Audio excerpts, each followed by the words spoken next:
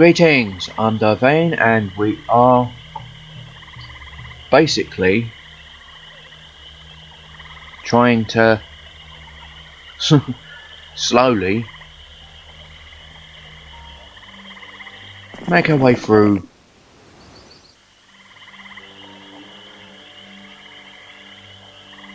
the Warlock's Maze, as it's known.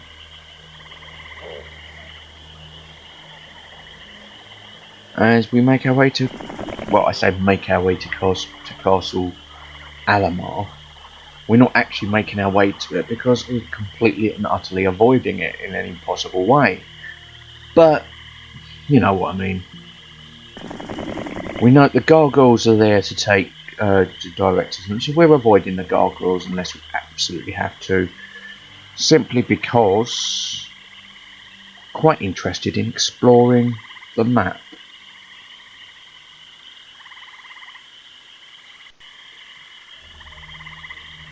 So, no, Dr. Jew. Okay. Well, we're doing incredibly well, to be honest. What have we got? Oh, view all and dimension door. Dimension door may make logistics a bit easy. I'm pretty sure you've seen me use it. I tend to use it when staging a defense, simply because it allows you to quickly snap back across borders and get to places where you need to go. So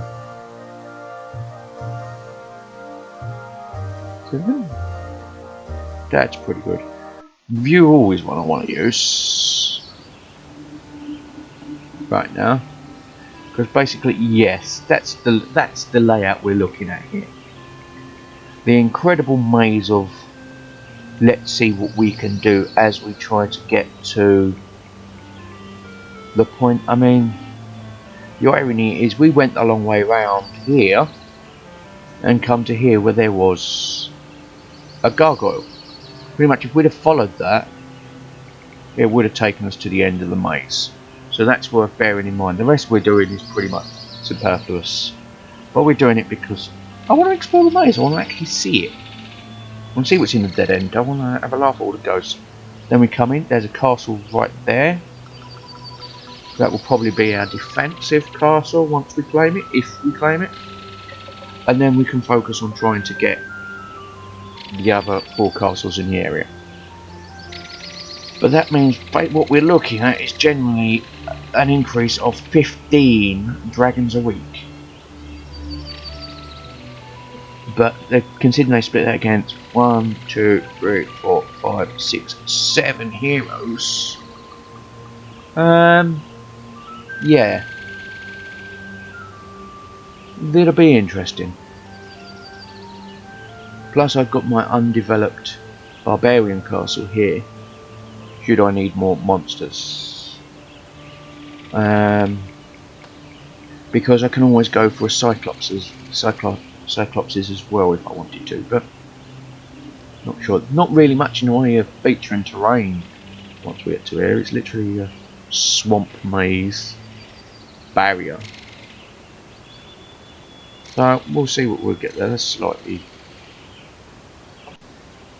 different, but as for now we're having, well, I am having, put it this way, I am having fun, and that's what matters.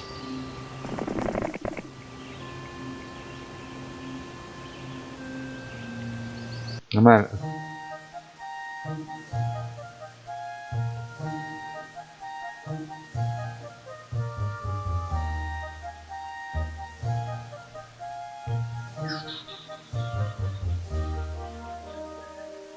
I mean, you can always keep an eye on and see the start of every week how things have gone, but I've not seen them, they've not seemed to enter the maze, so I think they're content to just go on a poodle around in the lava and wait for me to try and break through and then smack me down for my impudence.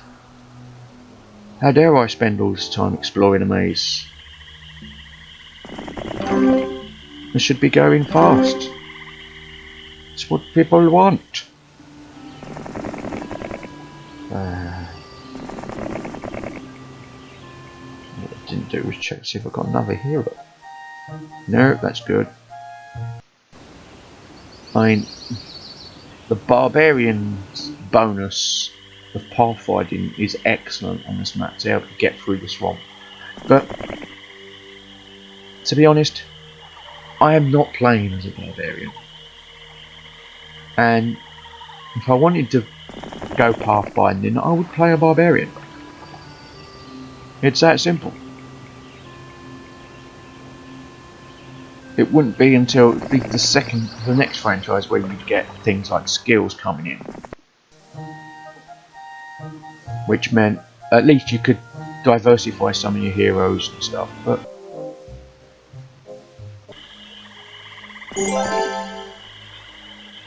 right now it's like, well, you have to do it a certain way because of reasons, and it's the most efficient. And what's the point? I mean, it's like you might play knights for the starting troops, but if the first thing you're going to do is try and get a barbarian hero and capture a warlock castle, then it sort of defeats the object of having different factions, doesn't it, really?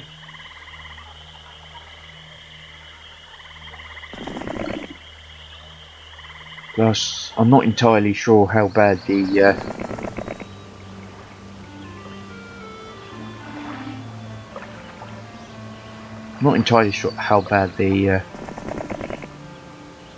Knights campaign is, but if it's easier than the Barbarian campaign, then you're going to see people that start playing Barbarians all the time in the campaign, simply just to avoid the having to fight the Barbarian home.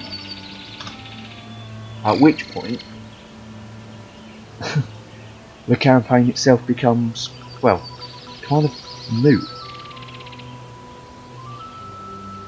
But then that was always a bit of an issue. There wasn't much in the way of replayability for campaign. Once you'd done it, you'd done it. And unless you're kind of like me, arbitrarily deciding that, okay, I'm the knights, therefore I'm going to be using the knights and trying to stick with the knight castles as much as possible,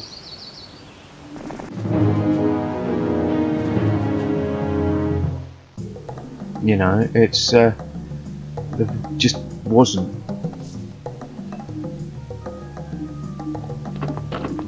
any sort of point in replaying it. Not really. Might take you longer to build up your starting castles, but you know, I mean, don't get me wrong, one of the good things about this game is, which would be expanded much on in their future installments, was that you wasn't just limited to the campaign. No, you had multiplayer maps and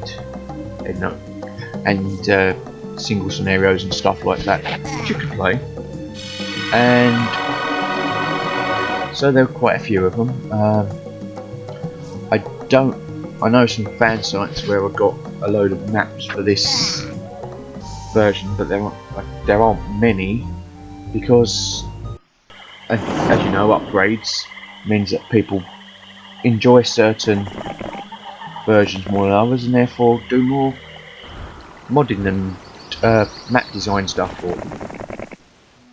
And the flavour of the month seems to be, I say flavour of the month, the more common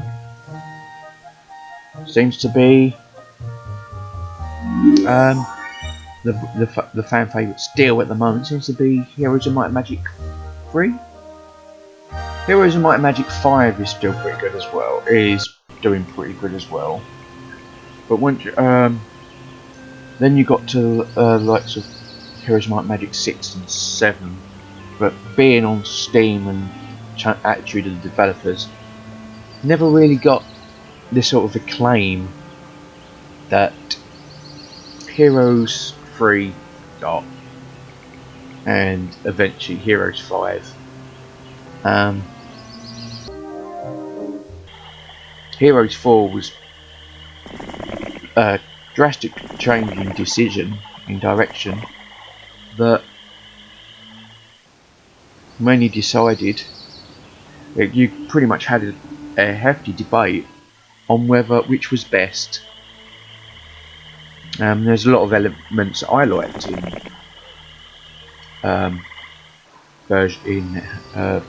Heroes of Might and Magic 4. The heroes were much more characterful, and there was much more customizable with equipment and stuff like that. But for many, it didn't seem like a Heroes of Might and Magic game because the heroes were too fragile, being on the battlefield. So, very much a divide there, and a couple of other key things. As to whether, I mean, as I said, I would like in the future to consider doing Heroes of Might and Magic 2, 3, 4 and so on as Let's Play, so do let me know if you do want to see me play them, or waffle along to them, as I mean, both seems to be an option right now.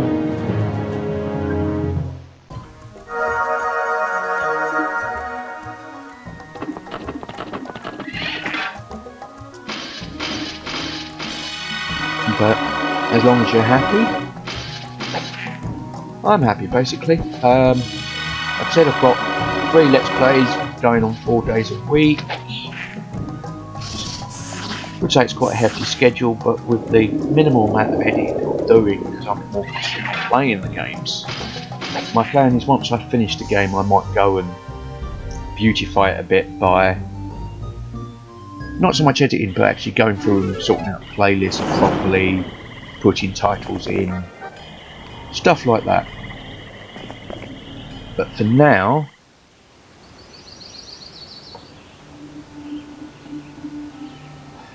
I'm concentrating on playing the games.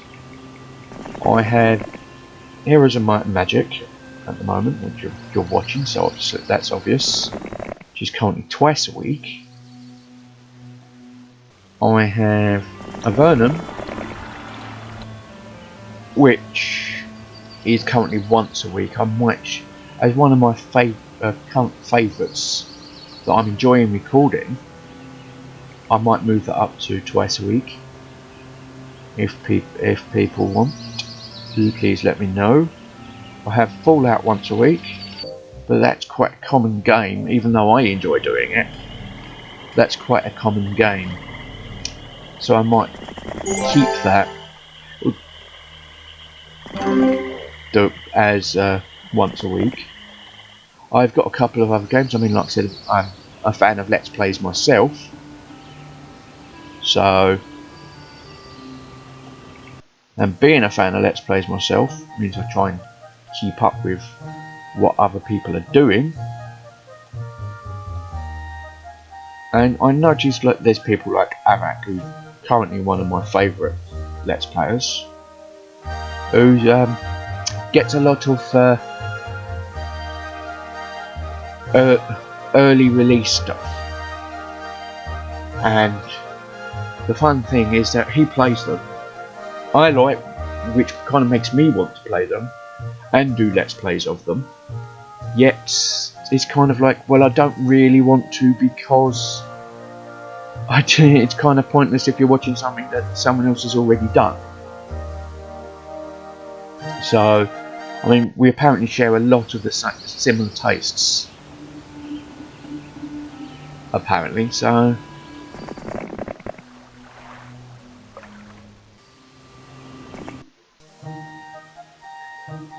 But yeah. I mean, the other thing as well is I get most of my games on GOG. So,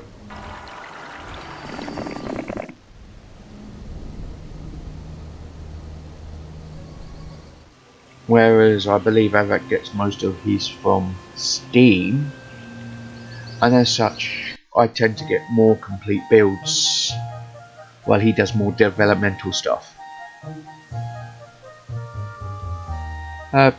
I'm not averse to Steam, I just have a larger collection on GOG. I mean, I used to be adverse to Steam because I like the DRM element, but then they started bringing out GOG Galaxy and doing games in development. Because used to be originally GOG stood for Good Old Games, and you couldn't get them anywhere else, sort of abandonware or pirating them. And so, working with G&D and building up that GOG and working up a big catalogue was actually great because I loved the old games. So I just wasn't a Let's Player back then. In fact, I think I have a catalogue of around 1,200 games, and I think I've completed maybe 15 of them. So, admittedly, some of that has quite a bit of newer stuff and indie games and stuff that they started moving into, especially over the years. And it's a big catalogue that are not particularly wanting to pay the same money twice for Steam and for Steam early release. So, kind of, yeah. You can already start to see the rivalry on whether you're a GOG or a Steam user. I mean, like I said, I'm not averse to Steam. I do have some Steam only games. I mean, I do play personally a lot of Civilization 5 at the moment, because not all games got onto GOG. And the big lure for me for GOG was the ability that it was digital copies of DRM free of copies of games I already had.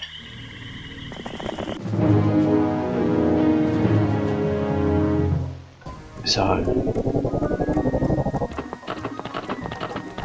of course, naturally most developers are understanding that both platforms are viable, and therefore releasing them on both, so you've got quite a bit of competition between the two. That and Humble Bundle, and well, times have never been better for gamers, but alas, I've not had the money to keep up with everything, so I tend to wait for the GOG sales and buy stuff in bulk. Always exciting.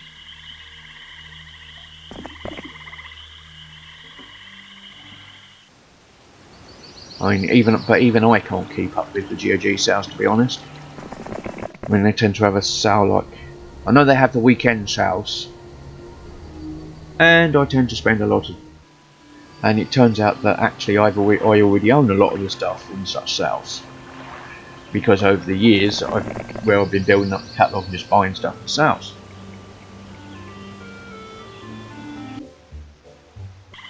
The other advantage as well was that, I mean, I was aspiring to be a games designer, therefore I kind of counted my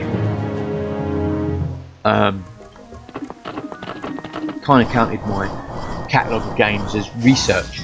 So yeah, I might not like certain genres, but I'd still play games in that genre just to try and keep my hand in to see what they're like and to do and stuff like that. For example, I'm not good at shooters. You're unlikely to see me play any shooters, whether first person, third person, top down, stuff like that, because I'm just not that good at them.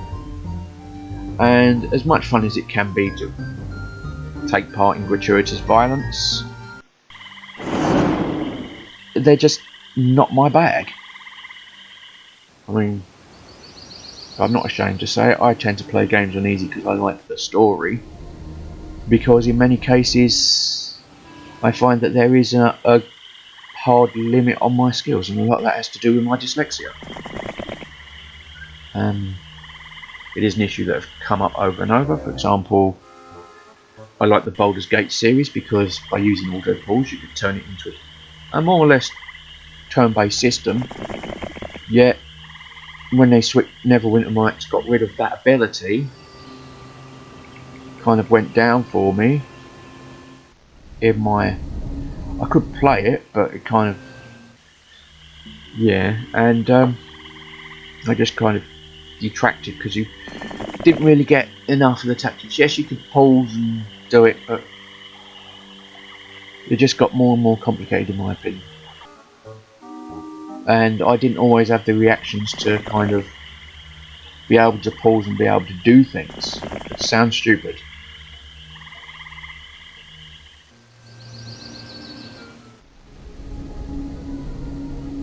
And as such, it sort of detracted from my enjoyment of the game. I did inquire on... I mean, not everyone gets that. I did inquire online to see if there was an auto-pause mod for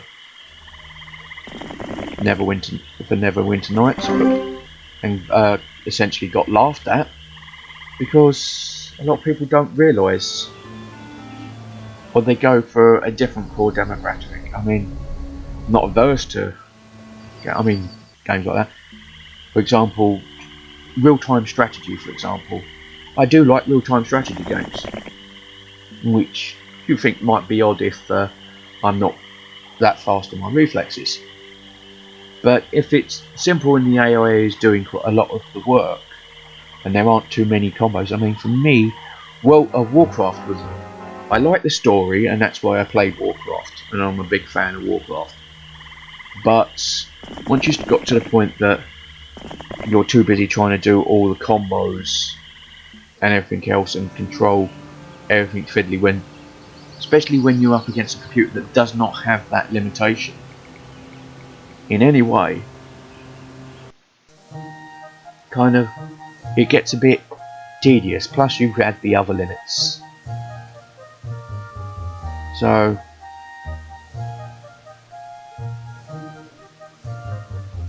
I mean, in many ways, for example, the limitations on the AI in World of Warcraft, for example, is you could only have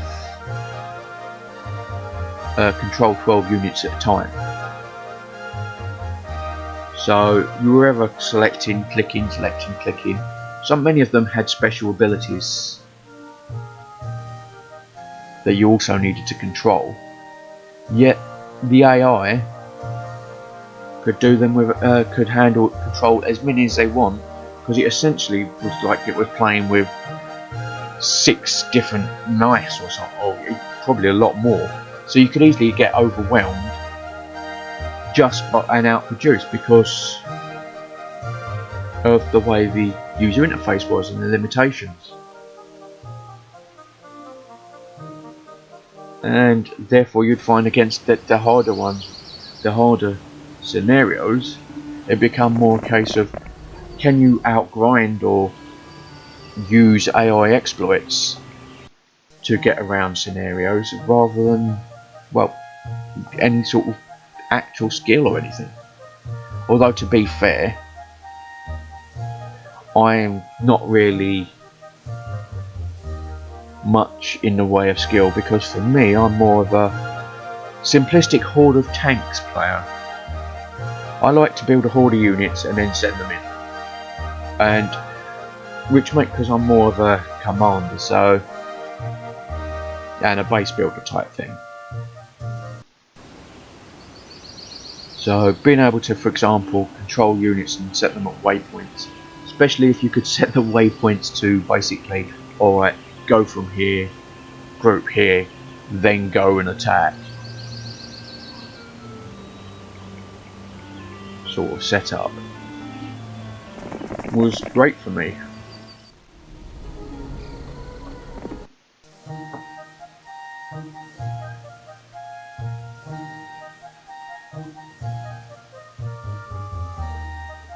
So, I mean, there was just something, and plus I've always found something very, very kind of satisfying about literally having the horde of tanks, squishing people under your dying trod wheels and stuff like that. You know, so whether I'll let's play some of those remains to be seen. I might try to, because basically I like to mix things up.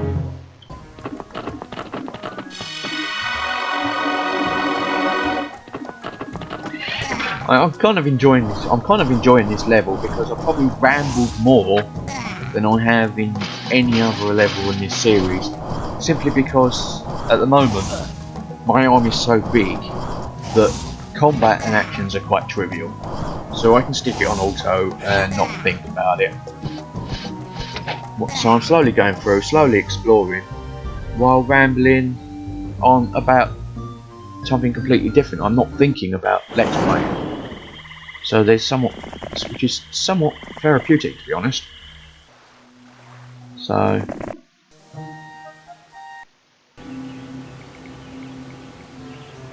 I mean, I'll probably end up losing this level and having to restart, but once having seen it and explored it, you know, that for me is right now where the action is at, because at the moment I'm not lost. If that makes sense.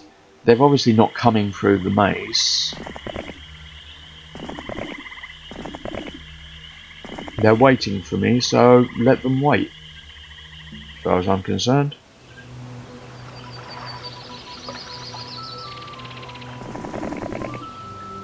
The worst comes to the worst, I might giving them one of my self-imposed limitations.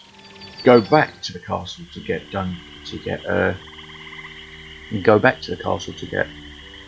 my dimension door, sneak through some of the walls to take the castles and stuff where they can't get through. I mean, so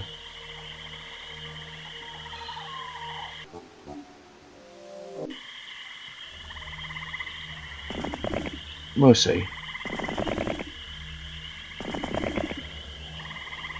I mean, like I said, the advantage that the warlocks have is the ability to scout, but apparently they're not doing anything, so it's not relevant.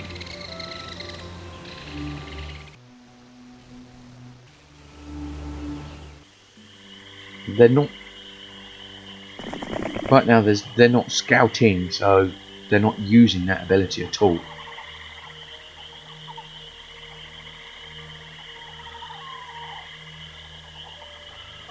I'm going day 4. Okay.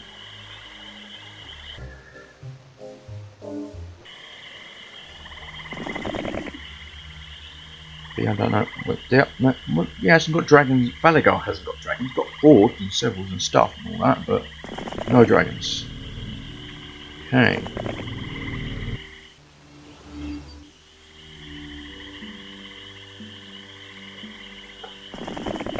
See, I mean, if I had Dimension Door, I could just zip over the mountain ridge.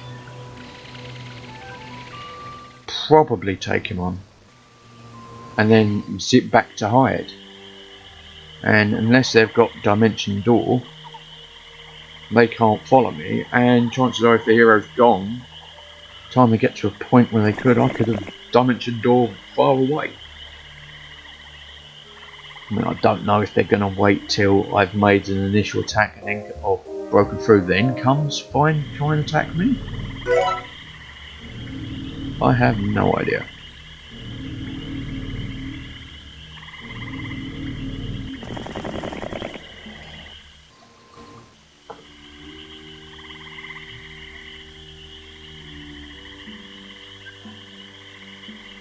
Where'd you get to? I've lost you now. Get you on the mountain. And I do kind of like the artwork here. In the next install in Heroes Might Magic 2, you got things like upgrades. There were 2 new factions added, skills to make everything slightly easier, more artifacts, and castles were more differentiated because I think they had at least one special building. So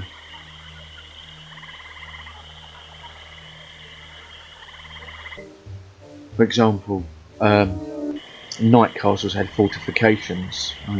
Still wasn't the best in the way of balance, yet Night castles would have fortifications, because some which would make their castles easier to defend. So, because their walls would need to take more damage to breach. Whereas, for example, the Warlock would have the dungeon, which gave them extra money. So